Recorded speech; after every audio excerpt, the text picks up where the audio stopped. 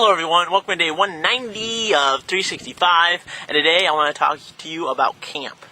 Camp has been this whole week, and this whole week has been superhero week at camp.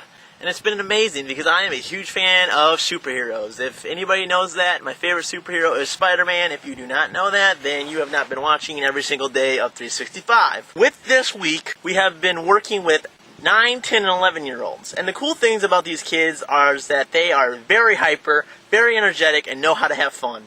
And you know me, I'm the same way. I gave them all superhero names, superhero weaknesses, superhero traits, and they loved it. Like every single kid wanted a name, a weakness, and a superpower. And it was funny because after I told them, they asked a million times, "What is mine again?" And I just laughed. I'm like, "I told you. That gets a Fitz," because I like this one kid named Fitz. Fitz has superhuman strength and his weakness is rainbows. And this kid he plays with, he's like, "High five, Corey." I give him a high five. He's like, "I just broke your arm. I have superhuman strength." And I would laugh. I'm like, "You do. Good job, Fitz. Now, who's going to fix my arm?" And he's like, "I don't know. Go to a superhero that has healing powers." I'm like, "That's true." And then I'd go to Fish, who has healing powers. And these kids love it. These kids love the imagination because you know why? They're kids. I think too many times nowadays that kids are forced to become mature really fast. Like, I don't know if it's just me, but it seems like to me that every kid worries about money, worries about family, worries about silly things that kids should not be worrying about. Like, I remember when I was a kid, I didn't worry about money. I didn't worry about any of that until later on when I became an adult. And I was like, okay, now it's the time to step up. And I think a lot of times adults just use their arguments towards each other. And then, their arguments come upon the kids, and those kids worry. I don't want to be a dad that, brings my financial problems to the kids' table. I don't think that's something that should happen. I think that's something that should be discussed between my wife and myself. It's our job to worry, and you don't even have to worry. For me, personally, I believe God will take care of us. I believe that God will give us financial support, that He will find ways for me to find money for it to work. And I don't think that the kids should worry about it. The kid's job is to have fun. The kid's job is to use their imagination. The kid's job is to be a kid. Kids are people that we used to be. And we can still be, I still have a kid's heart. I will look at kids and automatically turn into a kid. I would just act silly and act goofy, and these kids would love it. They loved when I act goofy. But when I had to be responsible and say, "All right, guys, now it's time to settle down. It's time to go do this. It's time to do that," they listen to me. And I think the reason is because I'm down to their level. I'm to their level where I don't act like a big macho man who knows everything. I don't act like their father. I don't act like authority figure. I'm one of them. I'm a kid leader. Last night I did a devotion on Samson. And Samson was a prophet back in the day in the book of Judges. And God delivered Samson to help the Israelite people defeat the Philistines. And that story to me represents God's deliverance.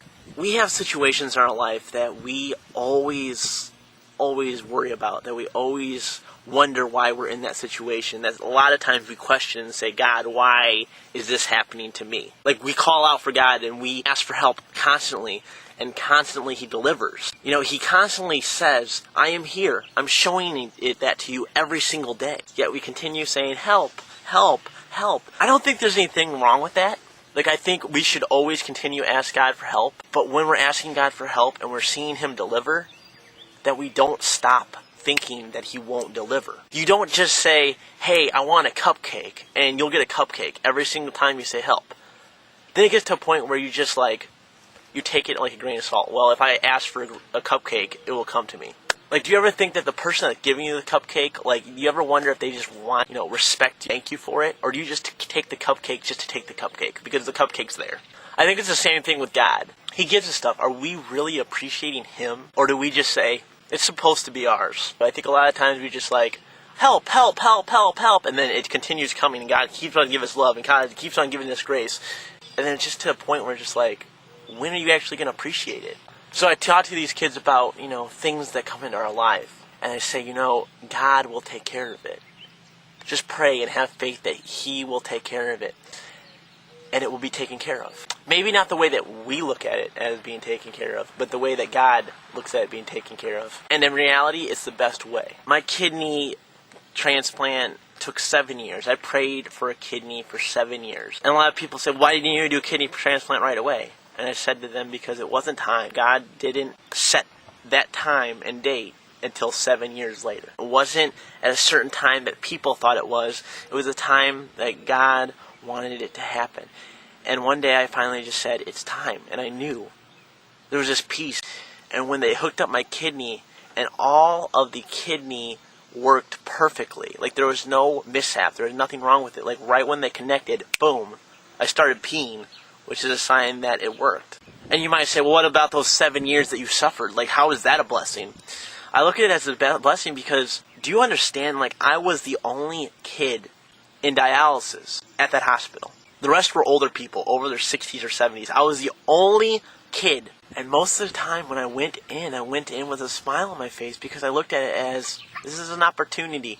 This is an opportunity to bless people. This is an opportunity to talk to people who, let's be honest, they sit in the chairs for 3 hours just looking at a TV, looking at the machine that they hooked up on.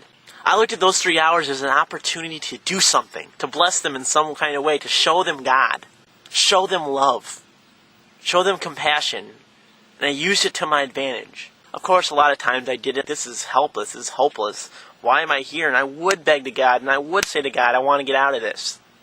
But God knew the right time.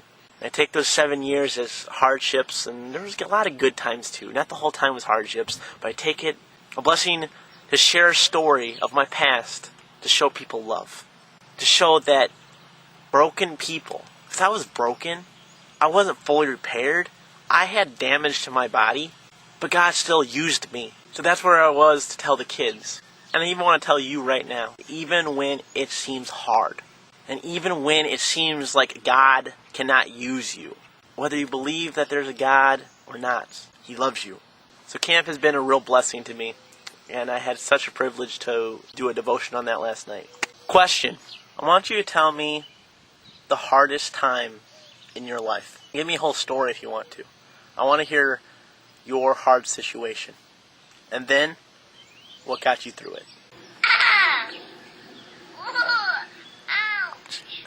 Ouch! See you tomorrow. I don't know where I've been, but I'm just who I am, and that's life.